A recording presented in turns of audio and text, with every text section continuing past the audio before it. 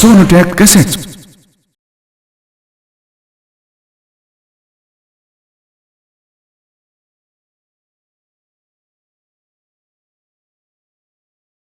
महाराज, इच्छा व्यक्त करो महारानी। अब इस राजमहल में जीवन निर्वाह करने से घृणा होती है। मैं तुम्हारे हृदय की पीड़ा को भली भांति जानता हूँ महारानी, क्योंकि इस कष्ट से मैं भी तो वंचित नहीं हूँ। परंतु आप राजकाज में व्यस्त रहने के कारण पीड़ा और कष्ट को कुछ समय के लिए भूल जाते हैं।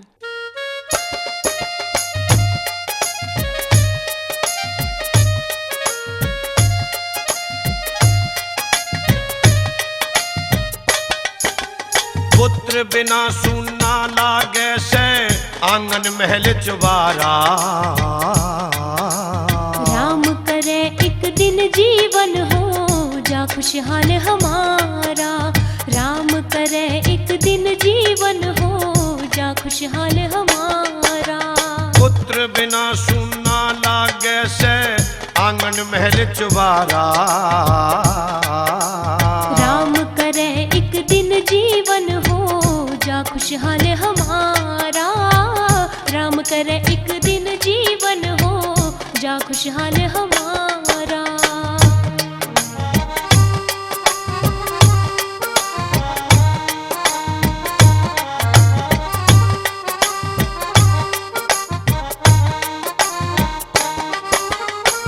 आशा लगी रहे मन में कोई खिल जा फूल चमन में। मोर और बालक की शोभा होया करे आंगन में। आशा लगी रहे मन में कोई खिल जा फूल चमन में। मोर और बालक की शोभा होया करे आंगन में। हो ईश्वर की मेहर कदे ते चमन खिले गम्हारा। राम करे एक दिन जीवन हो जा खुशहाल हमारा। राम करे एक दिन जीवन हो जा खुशहाल हमारा।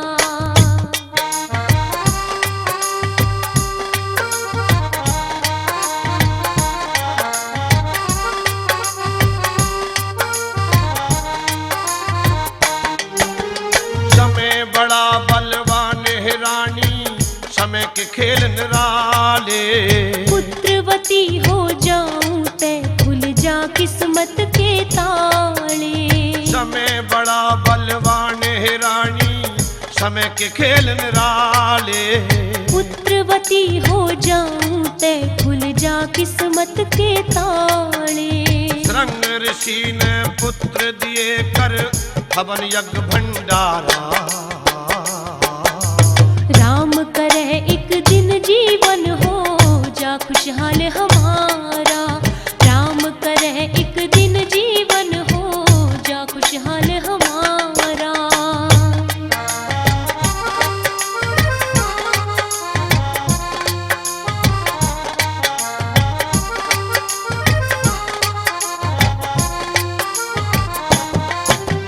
समेत पहला भागत ज्यादा मिला करे न रानी।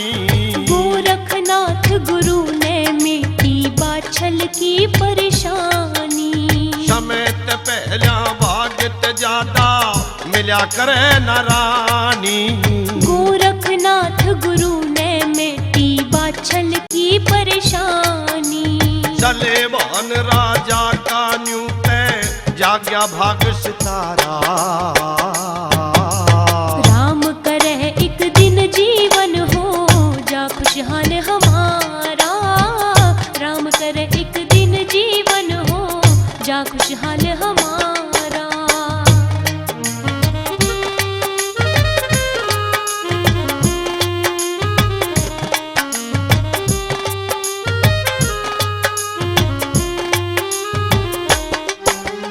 यश अपयश की दुनिया में तू मत ना पड़े भ्रम में। ऋषि पाल विश्वास रखना चाहिए शुद्ध कर्म में। यश अपयश की दुनिया में तू मत ना पड़े भ्रम में। ऋषि पाल विश्वास रखना चाहिए शुद्ध कर्म में। सत्संग और भक्ति मानस का निस्तारा।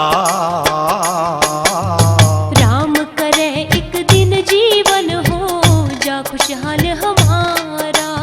राम करे एक दिन जीवन हो जा खुशहाल हमारा।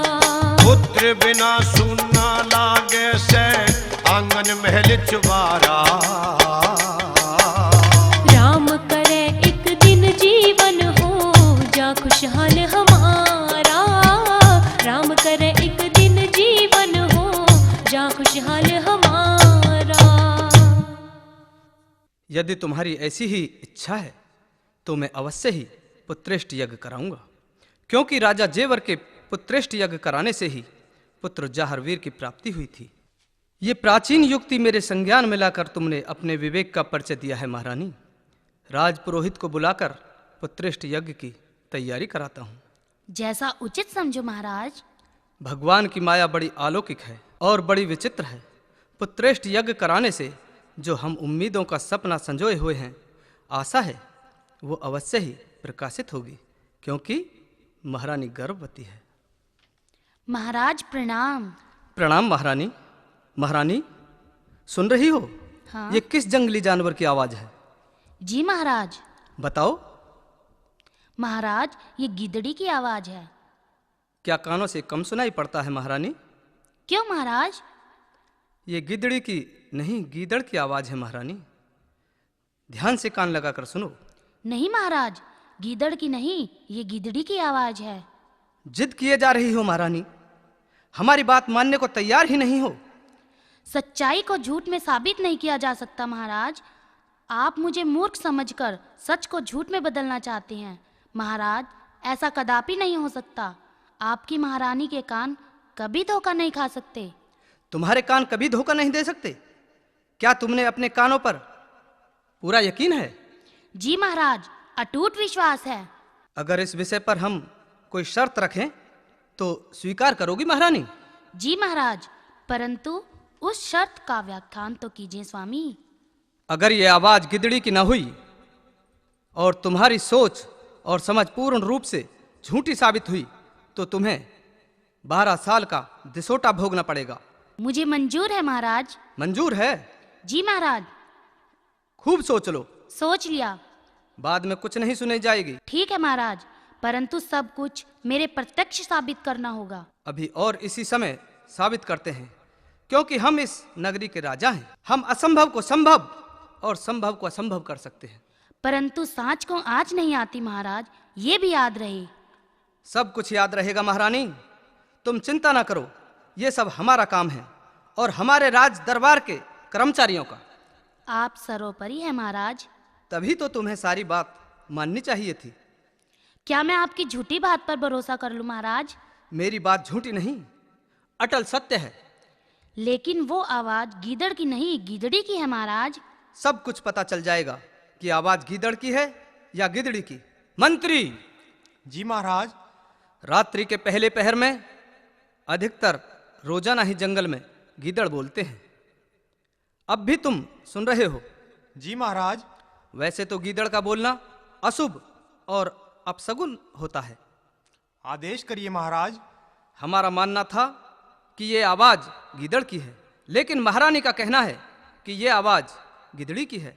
हम दोनों के इस तर्क वितर्क में एक शर्त लग गई है कि अगर महारानी शर्त हारती है तो महारानी को 12 वर्ष का दिसोटा काटना पड़ेगा।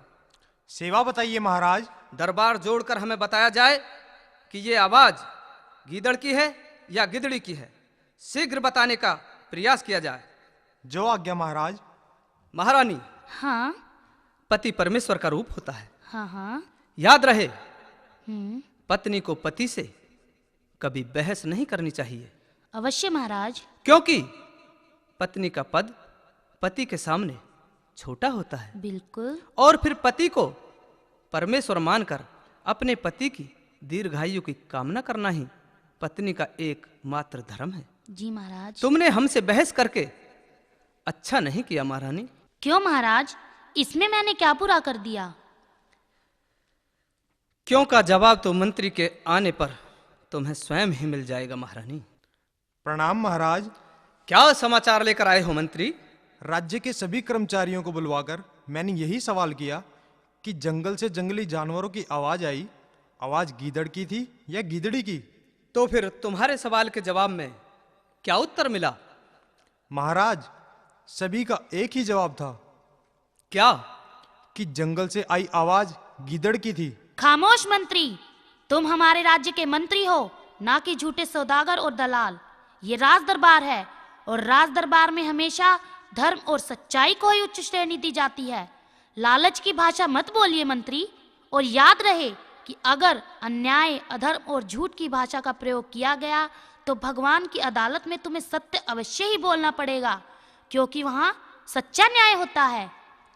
महाराज के आदेश पर मैंने सभी राज्य कर्मचारियों को एकत्रित किया था।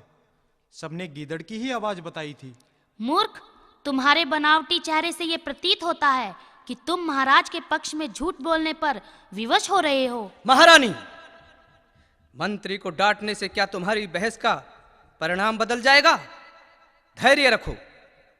मंत्री जो कुछ कह रहा है सत्य कह रहा है। नहीं महाराज।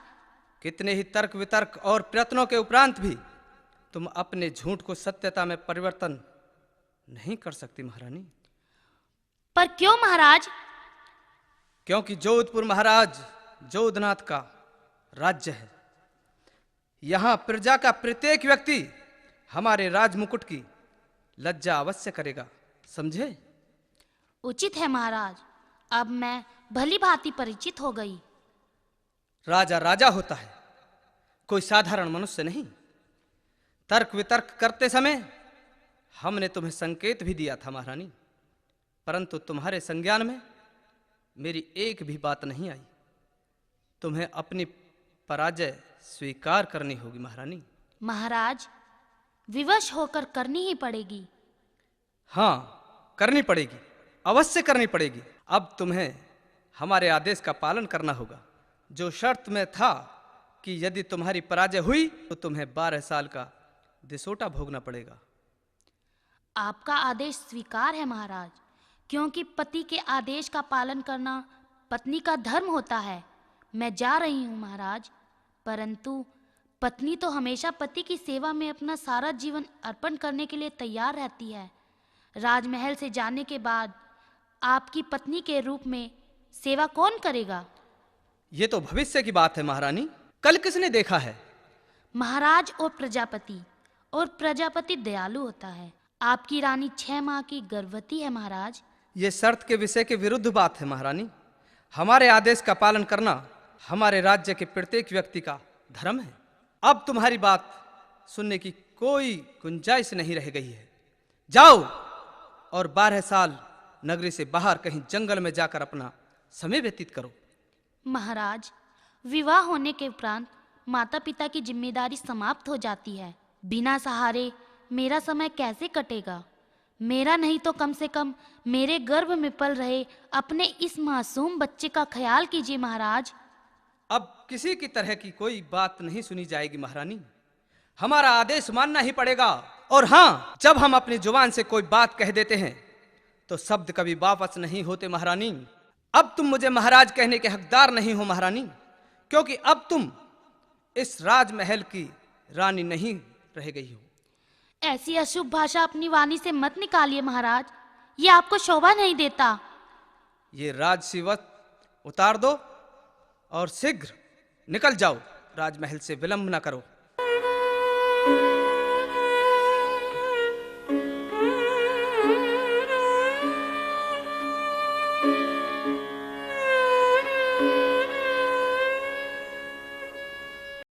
हाय विधाता, ये कौन से जन्म का पाप मेरे सामने आया है। महाराज और मुझ में तो पिंगला और भरतरी की तरह असीम प्रेम था। राजमहल में खुशहाली और रौनक छाई रहती थी। बस राजमहल के आंगन में संतान के न खेलने कूदने से थोड़ी सी चिंता रहती थी। वो चिंता और निराशा भी आशा और उम्मीद की पोशाक पहनने वाली थी। लेकिन वक्त की भयंकर आंधी ने अपने राजमहल और महाराज से घृणित कर दिया। मेरे हृदय में जो पीड़ा हो रही है मेरे गर्भवती होने की है। महाराज ने औलाद की परवाह किए बिना मुझे मुसीबतों के अथाह सागर में पत्थर दिल होकर धकेल दिया। अब जाऊं तो कहाँ जाऊं? हे दुनिया के दाता, तू बड़ा दयालु है। श्री ब्रह्मा जी ने मुझे जन्म देकर जगत के पालनहार हे विष्णु जी तुम्हारे स्पुर्द कर दिया। 1,84,000 जीवों पर दृष्टिपात करने वाले मुझे जीवन यापन का मार्ग बताइए। चट्टान पहाड़ियों में चींटी को भोजन प्रदान करने वाले, विपदा में मुझ अभागन की सहायता करो। इस निर्जन वन में कोई मानसमती भी नहीं है। दिन छिपने वाला लगता है। सामने कोई पुरानी इमारत है, वहीं चलना चाहिए।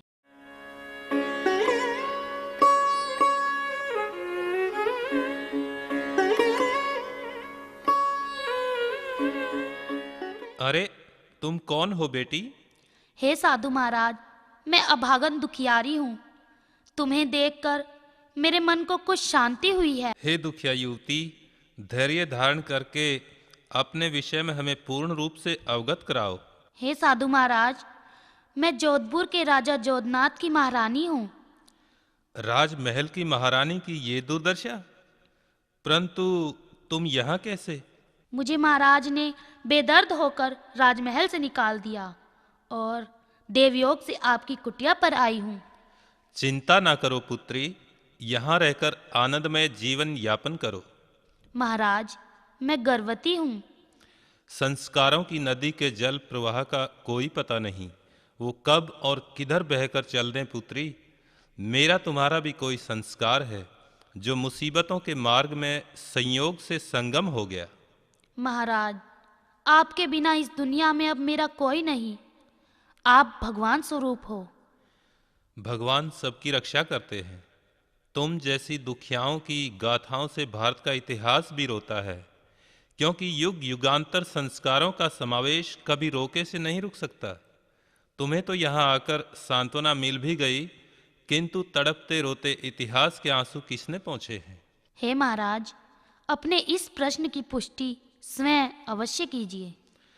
पाप और पुण्यों के अनुसार प्रभु की लीला भी अपना रूप बदलती रहती है, और जब पृथ्वी पर पाप अपना विराट रूप धारण कर लेते हैं तो प्रभु अवतार के रूप में पापों का विनाश करने के लिए पृथ्वी पर आते हैं। इतिहास सार ग्रभित होकर पुरानी पीड़ा भूल जाता है। महाराज, अपनी भावनाओं को स्पष्ट करके कृपया मेरे हृदय में ज्ञान की ज्योति जलाने का प्रयास कीजिए। हे देवी, तुम्हारे ऊपर जो अचानक संकट का पहाड़ टूटा है, एक दिन तुम असहनीय कष्टों से वंचित अवश्य होगी। धन्य हो साधु महाराज, धन्य हो। आपका कहा सत्य हो महाराज। और हाँ सुनो, तुम्हारे गर्भ से पैदा होने वाली संतान विलक्षण बुद्धिमान और बलवान होगी, जो तुम्हारे सुख का सहारा बनेगी। आपके प्रवचन सुनकर मेरे हृदय की विडंबना और चिंता दूर हो गई महाराज। हे पुत्री, धर्म के अखाड़े में काम, क्रोध, मद, लोभ, मोह और भय से दूर प्राणी मुक्त हो जाता है। महाराज, मुझे कोई सेवा का कार्य तो बताइए जो आसानी से मेरा जीवन यापन होता रहे और आपकी सेवा में भी निरंतर प्रयत्नशील रहूं। तुम एक युवती हो बेटी। हाँ। इस निर्जन वन में जाकर सूखी लकड़ियां इकट्ठी करके जी। नित्य नेम से बाजार में बेचकर आया करो, जी साधु महाराज। और कुटी में रहकर अपना पेट पालन करके जीवन यापन करो। जो आज्ञा साधु महाराज। यदि हो सके तो अपने भोजन के साथ 2 रोटी मेरी भी सेक दिया करो। ठीक है महाराज, कल से अपना काम यथावत रूप से प्रारंभ कर दूंगी।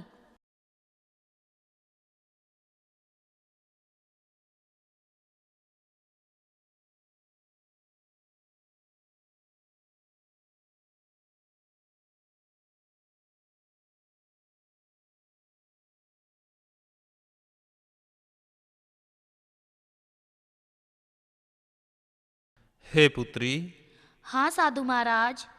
अब तुम्हारा पुत्र बड़ा और समझदार हो चुका है। जो दैनिक कार्य तेरा है उसे अपने बच्चे को सौंप दे। हाँ हाँ।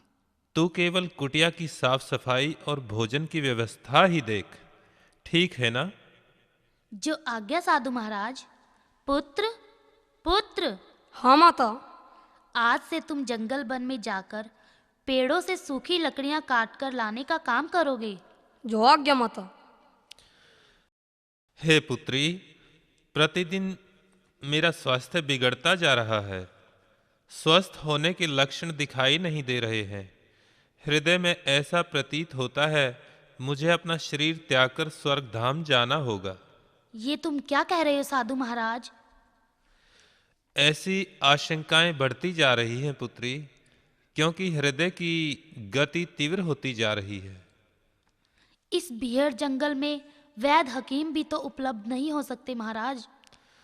संसार चक्र कभी रुकता नहीं पुत्री। इसके अतिरिक्त काल बलि को वैद्य हकीम भी नहीं रोक सकते, इसलिए होनी टल नहीं सकती। परंतु इस निर्जन वन में मेरा जीवन दुर्लभ हो जाएगा महाराज। भगवान तुम्हारी रक्षा करेंगे पुत्री। मेरे शेष जीवन का आधार तो बताइए। मेरी मृत्यु के पश्चात अपने पुत्र को लकड़हारा मानकर लकड़ी का कार्य कराना। कैसे महाराज? जंगल से सूखी लकड़ियां काटकर और उन्हें बाजार में बेचकर उनके बदले रोजी रोटी का इंतजाम करना। जो आज्ञा महाराज। अब मैं जा रहा हूं पुत्री, मेरा वक्त हो गया है। नहीं हे महाराज। राम। महाराज, इस जंगल में मुझे अकेला छोड़कर चले गए। पुत्र। हे माता, बाबा तो स्वर्ग सिधार गए, अब हमारा शेष जीवन कैसे कटेगा? ईश्वर को याद करो पुत्र, वही हमारी रक्षा करेंगे। बाबा के बिना जी नहीं लगता माता। जी तो लगाना पड़ेगा पुत्र। न जाने हमारी किस्मत में कितनी यातनाएं लिखी है जो हमें झेलनी पड़ेंगी। इस विकट संकट से अभी और भी जूझना पड़ेगा माता। करमवीर बनो पुत्र, करमवीर। क्योंकि करमवीर कभी भी आपत्तियों से घबराते नहीं। आगे हाथ करो पुत्र, ये ताबीज मैं तुम्हारी भुजा में बांध देती हूँ, जो हमेशा तुम्हारी रक्षा करेगा और सदैव ही आपत्तियों से बचाकर तुम्हें भय मुक्त करेगा। ठीक है माता।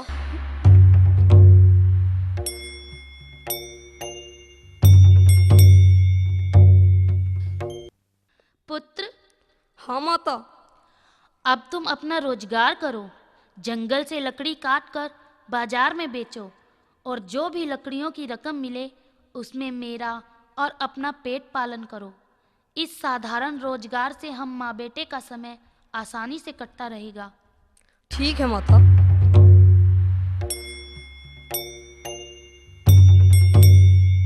माता। हाँ पुत्र। मैं लकड़ी काटने के लिए जंगल में जा रहा हूँ। जाओ पुत्र, परंतु भुजा में बंधा ताबीज सुरक्षित रहे, कहीं भूल ना हो जाए। नहीं माता, तुम चिंता ना करो, लकड़ी काटते समय ताबीज का ध्यान अवश्य रखूंगा। जाओ पुत्र।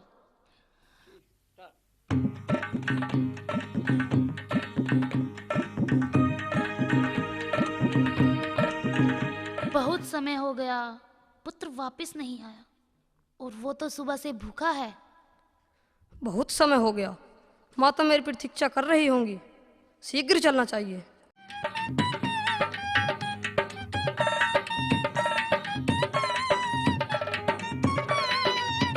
माता प्रणाम। प्रणाम पुत्र। इतना समय कहाँ बिताया? लकड़ियां बेचने में ही इतना समय लग गया था माता। सुबह से तूने तो भोजन भी नहीं खाया। बेटे, तू भूखा भी होगा। लकड़ियों का बाजार में बेचना जरूरी था माता। पहले काम, उसके बाद भोजन, ये तो मेहनती लोगों का सिद्धांत भी है। अरे वाह, तू तो बहुत समझदार हो गया है पुत्र। समझदार तो ये पापी पेट करा ही देता है माता। ठीक है पुत्र, स्नान करके भोजन कर लो। ठीक है माता।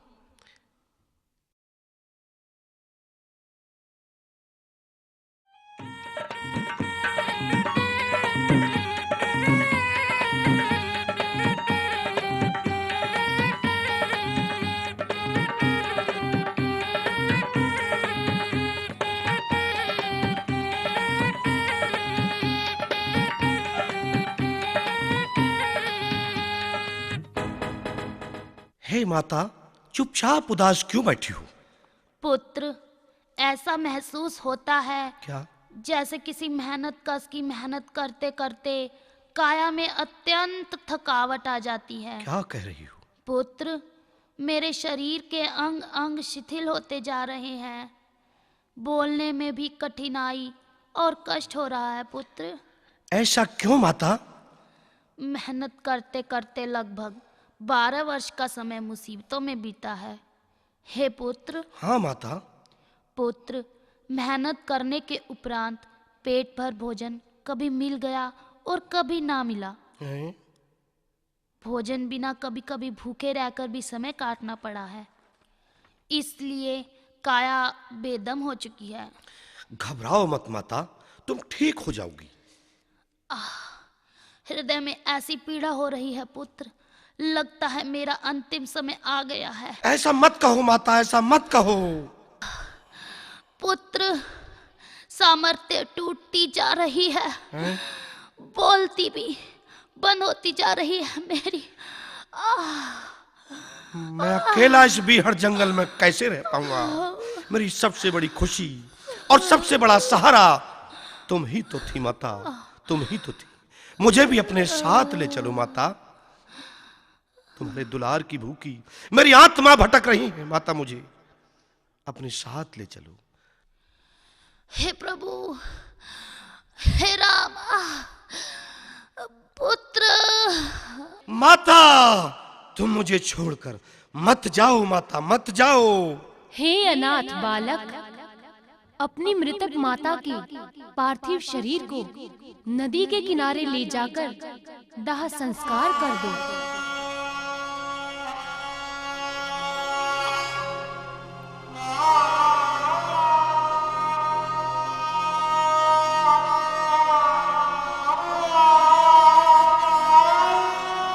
मेरी माता की काया भी 5 तत्वों में विलीन हो गई, जो कभी भी अपने स्वरूप में आकर मुझे भागे को पुत्र कहकर लाड नहीं लगा सकेगी। पहले बाबा का स्वर्गवास हुआ, फिर माता तेरी छोड़कर चली गई। पहले जब मैं बाजार से लकड़ी बेच कर आता था तो मेरी माँ मेरी प्रतीक्षा में टकटकी लगाए बैठी रहती थी, और आज ये कुटिया ही सूनी हो गई। मुझे अनाथ बेसहारे को अब जिंदगी से नफरत होने लगी है।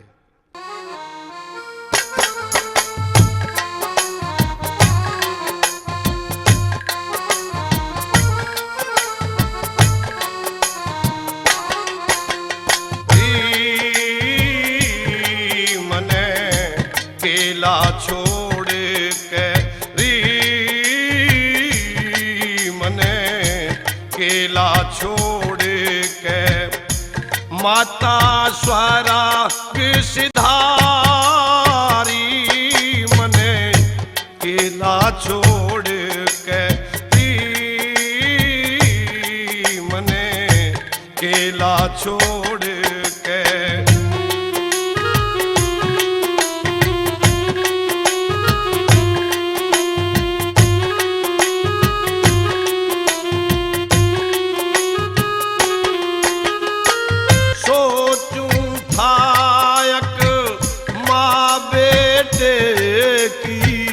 जिंदगी कट जारल मिल के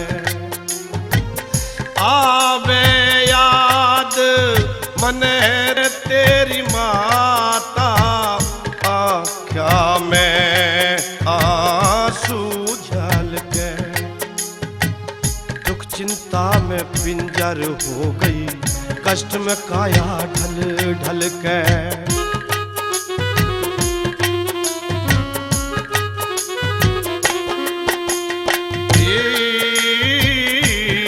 गई मुँह क्यों मोड़ के माता प्रीत बिसारी, मने केला छोड़ के मने केला छोड़ के।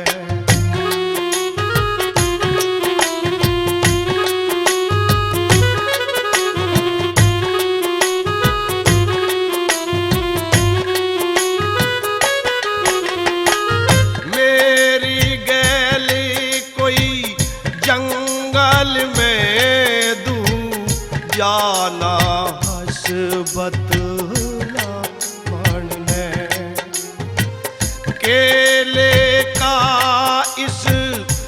कुटिया में कोई ना सजी बहलावन ने। निर्जन बन में हे माता कुटिया भी आवे खामण ने।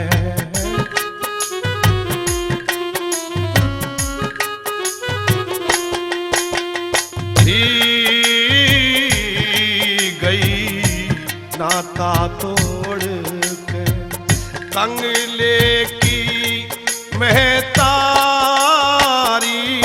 मने केला छोड़ के माता स्वर्ग सिधारी मने केला छोड़ के।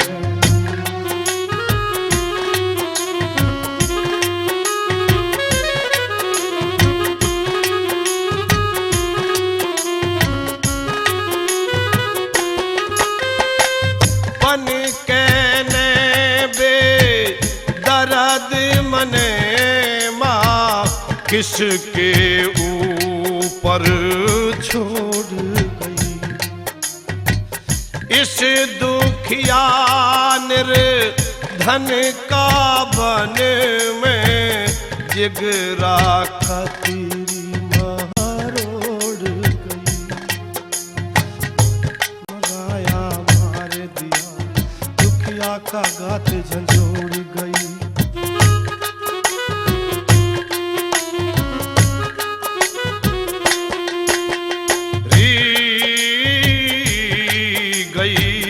भाग फोड़ के मैं था आज्ञाकारी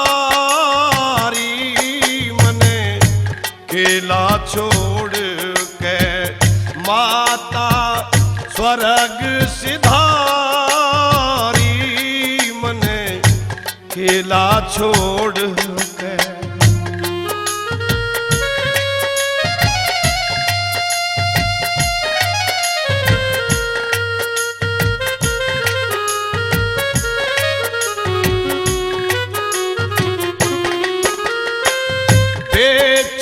लकड़ी आता था मने भोजन चार मिला करता। बेटा कह के बोले थी माँ लाड और प्यार में या करता। ऋषि पाल पे रागणियों का भूत सवार मिला करता।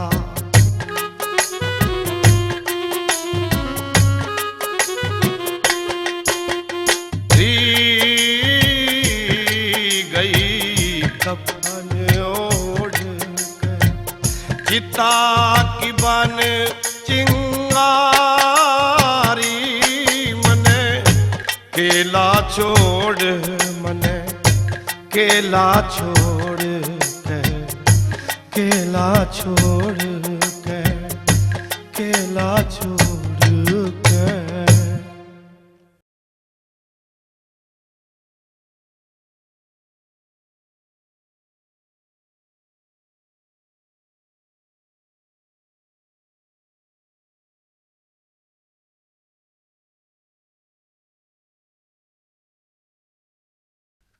प्रिय दर्शकों, तन्हाइयों की सलाखों के बीच मुसीबत के दौर में अनाथ लकड़हारे को लोबीलाल सेठ के यहाँ लकड़ियां बेचकर जीवन निर्वाह करते करते बहुत समय हो गया है।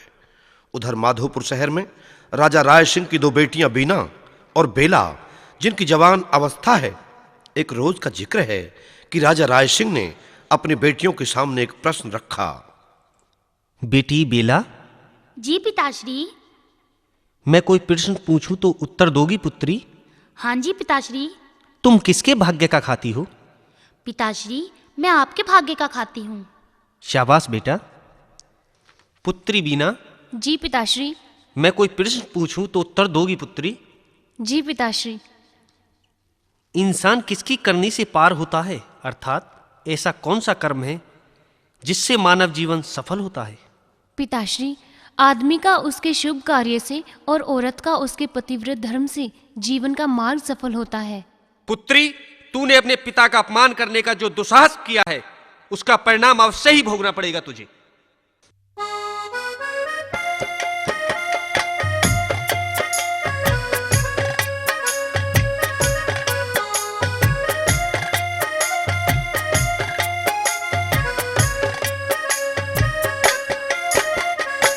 कर्या तने अपमान पिता का बोल के ओड़ी सोड़ी, बेटी हो के बेहूदी राजा ते करे ठिठोड़ी। कर्या तने अपमान पिता का बोल के ओड़ी सोड़ी, बेटी हो के बेहूदी राजा ते करे ठिठोड़ी। तने अपमान पिता का।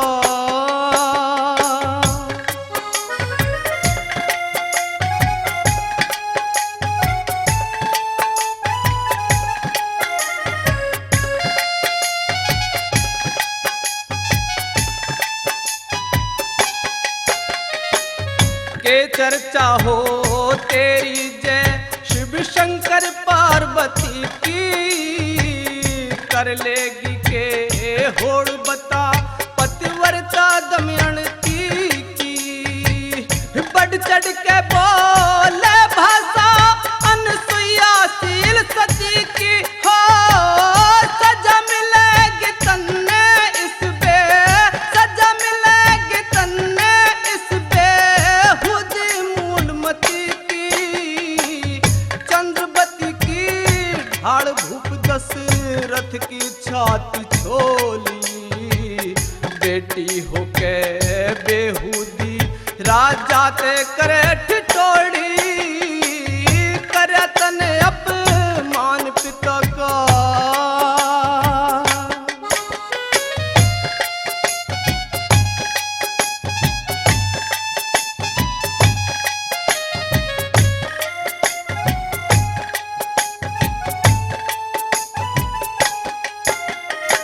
मुनि वशिष्ठ की पतिव्रता के अर्धुंती हो लेगी, नार अहिल्या गौतम की बन पत्थर की सो लेगी। तारा बन के विपदा में के जल सर पे ढोलेगी, हो बांध के पट्टी गंधारी के, बांध के पट्टी गंधारी के सुख आनंद खोलेगी। विद्याधरणी बन बेटा के किरवा दे दिन धोड़ी, बेटी हो के बेहूदी राजा ते करे ठिठोड़ी। करे तने अपमान पिता का।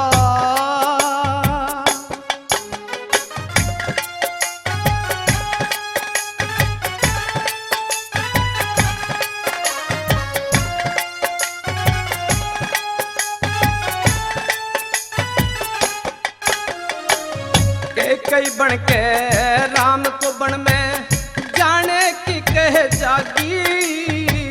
14 साल सिया रही बनों में के तू भी रह जागी। नार उर्मिला बन लक्ष्मण की चिंता ने कह जागी, हो कौशल्या की तरह पुत्र का, कौशल्या की तरह पुत्र का दुखड़ा तू सह जागी। बन पांडव की वीर खून की या खिलवावेगी होड़ी, बेटी हो के बेहूदी राजा ते करे ठिठोड़ी। करे तने अपमान पिता का।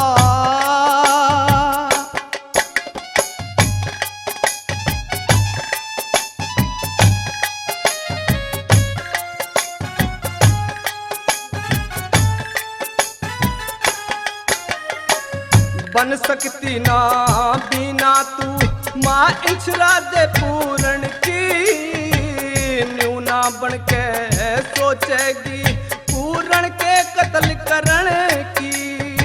फिर भटकती दर दर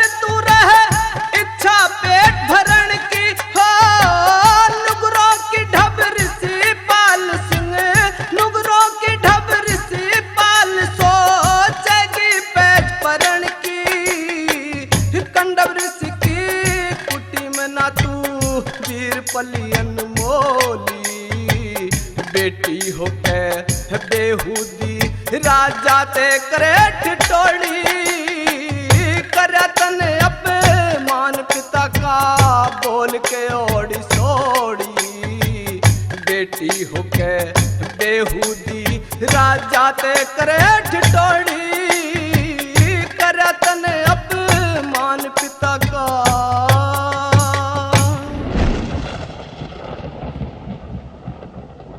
पिताश्री, आप जो कह रहे हो ये आपकी विवेक और बुद्धि की योग्यता का परिचय है, परंतु प्रत्येक मनुष्य की अलग अलग सोच होती है। आप राजा हैं, आपको कुछ भी कहने और करने का अधिकार है, किंतु रिश्तों को छोड़कर सबका भाग्य भगवान ने अलग अलग बनाया है, जिसके विषय में किसी को भी कुछ भी नहीं पता है।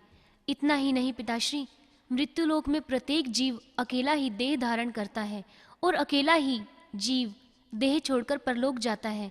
ये सारा सत्संग मेरे संज्ञान में है, इसीलिए मैं आपकी इन मिथ्या बातों से भयभीत नहीं हो सकती। जो करता है भगवान करता है, मनुष्य नहीं। आप भगवान से बड़े नहीं हो सकते पिताश्री। हो सकते हैं बीना, हो सकते हैं। इस माधोपुर नगर में मेरे सामने कोई मुख खोलने वाला नहीं है। एकमात्र तूने ही पहली बार मेरे सामने तर्क वितर्क करने का दुस्साहस किया है, जिसका तुझे दंड अवश्य ही मिलेगा। चाहे कुछ भी हो, मैं आपकी अमानवीयता से भयभीत नहीं हो सकती। ये भी ध्यान रहे पिताश्री, आप धर्म और पुण्य के संधर्म को भूलकर अहंकार के वशीभूत हो गए हो। मंत्री, आदेश महाराज। 2 सिपाहियों को भेजकर कोई ऐसा निर्धन कंगाल व्यक्ति तलाश करवा कर लाओ, जिसे दोनों वक्त का भोजन मुश्किल से मवस्सर होता हो। जो आज्ञा महाराज। महाराज का आदेश है निर्धन से निर्धन व्यक्ति को तलाश करके लाना। ऐसा व्यक्ति कहाँ मिलेगा, इसका पता लगाना चाहिए। यदि विलंब हो गया और महाराज के आदेश का पालन नहीं हो पाया तो महाराज क्रोधित होंगे, मुझे कड़ा दंड देंगे। सिपाहियों को साथ लेकर चलता हूँ। प्रणाम महाराज। हमारे आदेश का पालन हुआ या नहीं? हो गया महाराज। कैसा व्यक्ति तलाश करके लाए हो? महाराज, मुकद्दर का मारा वो व्यक्ति लकड़हारा है। उसे दरबार में पेश किया जाए। जो आज्ञा महाराज। ये है महाराज वो युवक। अच्छा, ये है वो युवक जिसे तुम खोज कर लाए हो? मैं नहीं, बल्कि हमारे वफादार सिपाहियों ने इसे खोजने में सफलता प्राप्त की है। यदि हमारे मन की इच्छा पूर्ण हो गई तो उन सिपाहियों को अवश्य ही पुरस्कृत किया जाएगा। अरे युवक, तुम्हारा नाम क्या है? जी मेरा नाम लकड़हारा है। क्या काम करते हो?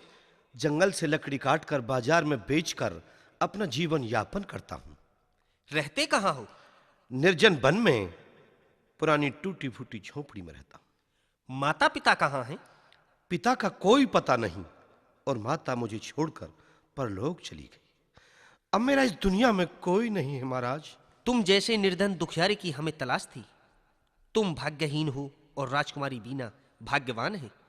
तुम्हारे भाग्य की परीक्षा हो चुकी है और हमारी राजकुमारी की तुम जैसे की विवाहिता होने के पश्चात उसके मुकद्दर की परख हो जाएगी। मैं समझ नहीं पाया महाराज, आप कह क्या रहे हैं? यदि आप व्यंग कर रहे हैं तो आपका स्तर मुझ मेहनती मजदूर से बहुत ऊंचा है। व्यंगात्मक शैली से मुझे शर्मिंदा न कीजिए महाराज। मैं तुम्हारे साथ व्यंग नहीं कर रहा हूं, बल्कि जो कर रहा हूं वो सच्चाई है। कहां राजा भोज और कहां गंगू तेली? संशय करने की आवश्यकता ही नहीं है। मंत्री, क्या आदेश है महाराज? वेद की विधि के अनुसार इस लखड़हारे के साथ बीना का विवाह कर दिया जाए। बिल्कुल विलंब नहीं किया जाए। जो आज्ञा महाराज।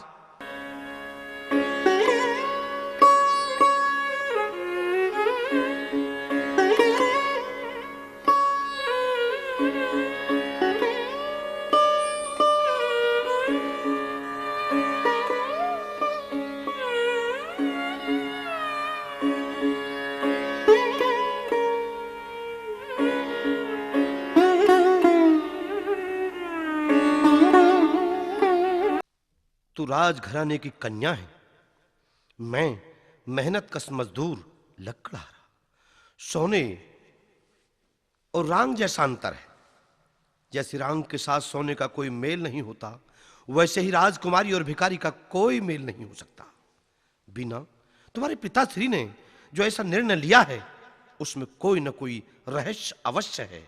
जंगल में दुखी हो जाओगी, अब भी अपने घर वापस चली जा।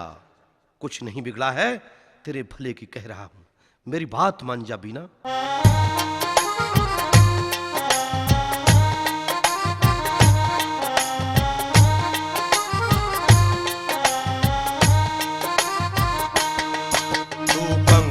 गैल्या चाल पड़ी कर ले न सोच विचार। मान लिए भरता रहूंगी बन के ना।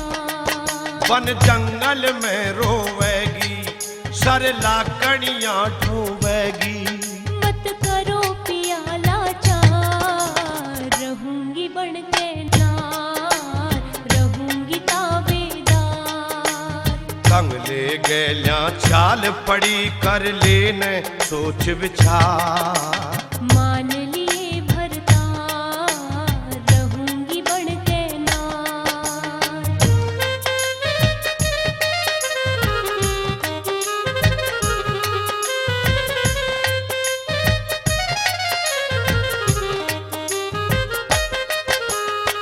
शेर बघेरे बोल हैं बन में, मुश्किल हिरदा डांटेगी। सावित्री बड़ बीना थारी, गैल लाकड़ी काटेगी। छाती पाटे तेरी बन में, साथ न छोड़ूंगी जीवन में। बिना झगड़े झोबेगी, मुँह आंसुआ ते धोबेगी। मत करो पिया लाचार, रहूंगी ताबेदार, रहूंगी ताबेदार। तू कंगले गैल्या चाल पड़ी कर ले न सोच विचार। मान लिए भरतार, रहूंगी बन के नार।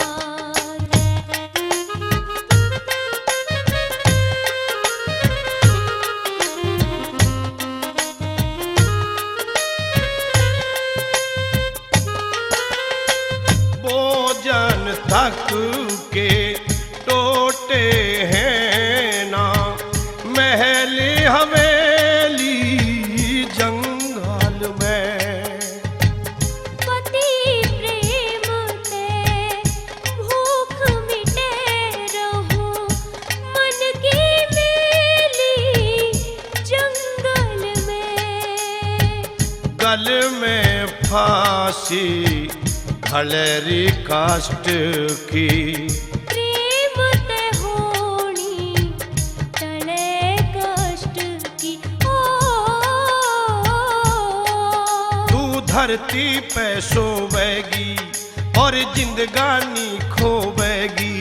मत करो पिया लाचार, रहूंगी ताबेदार, रहूंगी ताबेदार।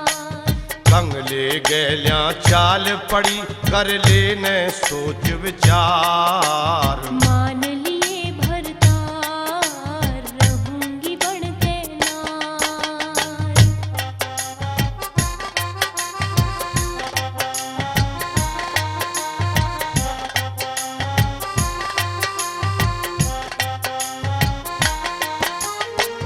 बन में कैसे सोवेगी, रंग महला की सोवन आली। 12 साल बितागी बन में, राजा नल की घर आड़ी। साड़ी काटी नल ने बहू की, विपद न बाटी नल ने बहू की। उड़तंग घणित होवेगी, फिर से जान टोवेगी। मत करो पिया लाचार, रहूंगी तावेदार, रहूंगी तावेदार। बंगले गैल्या चाल पड़ी, कर लेने सोच विचार। मान लिए भरतार, रहूंगी बढ़ते नार।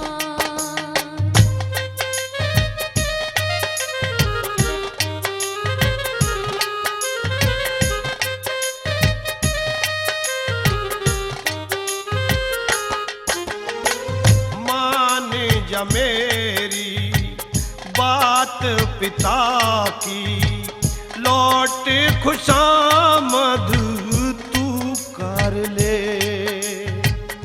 लौट के जागी ना भी ना चाहे, बेआई में ही मर ले।